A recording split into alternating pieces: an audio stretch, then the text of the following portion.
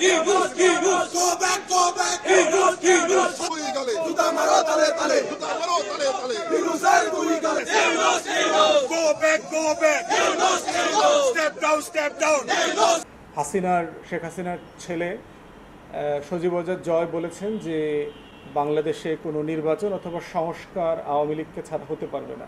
প্রশ্ন হচ্ছে যে ফ্যাসিবাদীদের পরামর্শে অথবা যারা বেনিফিশিয়ারি, যারা বাংলাদেশের টাকা লুট করে বিলিয়নস অফ ডলার পাচার করেছে, তাদের পরামর্শ অথবা প্রস্তাবনায় বাংলাদেশ রাষ্ট্র চলবে না।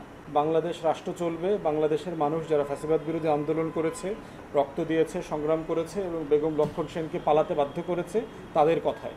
আওয়ামী লীগের ব্যাপারে আমাদের সুস্পষ্ট বক্তব্য হচ্ছে যে একটা জাতীয় কমিশন করতে হবে। আওয়ামী লীগ জাতীয় পার্টি এবং 14 দলের রাজনৈতিক ভবিষ্যৎ কী হবে সেই ব্যাপারে জনগণের মতামত নিতে হবে, যে তারা কি আদৌ বাংলাদেশে রাজনীতি করতে পারবেন, তারা কি আদৌ নির্বাচন করতে পারবেন। তারা এই ভুয়া এবং রাতের নির্বাচনের মাধ্যমে যেভাবে বাংলাদেশের হাজার হাজার কোটি টাকা লুটপাটের সুযোগ পেয়েছেন, দেশের মানুষকে গণতন্ত্র এবং ভোট থেকে বঞ্চিত করেছেন, তাদের এটা শাস্তি কী হবে।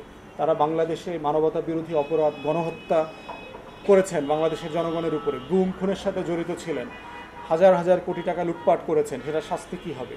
অতএব শেখ পরিবার যেহেতু এই টোটাল ফ্যাসিবাদী শাসন ব্যবস্থা কায়েমের নেতৃত্ব দিয়েছেন, শেখ পরিবারের কেউ বাংলাদেশের রাজনীতি করতে পারার কোনো অধিকার রাখেন না।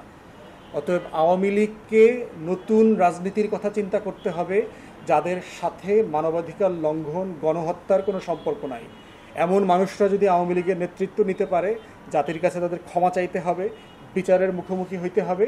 তখনই দেশবাসী ভাববেন এবং দেখবেন যে এই ধরনের পতিত স্বৈরাচারদের উত্তরসূরিদেরকে তারা কোনোভাবে রাজনীতি এবং নির্বাচন করতে দেবেন কিনা। এবং এই পুরো প্রসেসের সাথে শেখ পরিবারের কোনো সদস্যের কোনো সম্পর্ক থাকতে পারবে না, কারণ তাদের নেতৃত্বেই বাংলাদেশের দ্বিতীয় বাকশাল কায়েম হয়েছে। অতএব যারা দ্বিতীয় বাকশাল কায়েম করেছেন, বাংলাদেশের মানুষকে বঞ্চিত করেছেন তাদের অধিকার থেকে, তাদের নেতৃত্বে তৃতীয় বাকশাল করবার কোনো সুযোগ আমরা আর দিব না।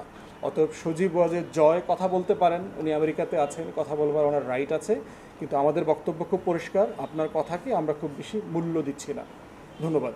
বাংলাদেশে জুলাই আগস্টে যে পরিবর্তনটা হয়েছে সেটাকে কোনো ফ্রেমে ফেলা যায় না। গণ অভ্যুত্থান অথবা এরকম একটা বিপ্লবী পরিবর্তনের চরিত্র হচ্ছে এটা সংবিধান মেনে হয় না। তো তাই অনেকেই বোধহয় এই প্রশ্নগুলো বারবার করে বোঝার চেষ্টা করছেন যে একটা বিপ্লব টাইপের কিছু হয়ে গেল, আবার এই অন্তর্বর্তীকালীন সরকার এই সংবিধান সমুন্নত রাখবার শপথ নিলেন, তাহলে এটার সাথে একটা কন্ট্রাডিকশন আছে কি না, এবং এটা করবার মধ্য দিয়ে আগের সংবিধান বৈধ থাকলো কি থাকলো না, এই প্রশ্নগুলো বারবার আসছে। আমরা বারবার একই কথা বলেছি যে পরিবর্তন যেটা হয়ে গেছে সেটা সংবিধান দিয়ে জাজ করবার কোনো প্রশ্ন নাই, সুযোগ নাই। এই জুলাই আগস্টের পরিবর্তনের বৈধতার জায়গা হচ্ছে দেশের ছাত্র জনতা, আপামর মানুষ।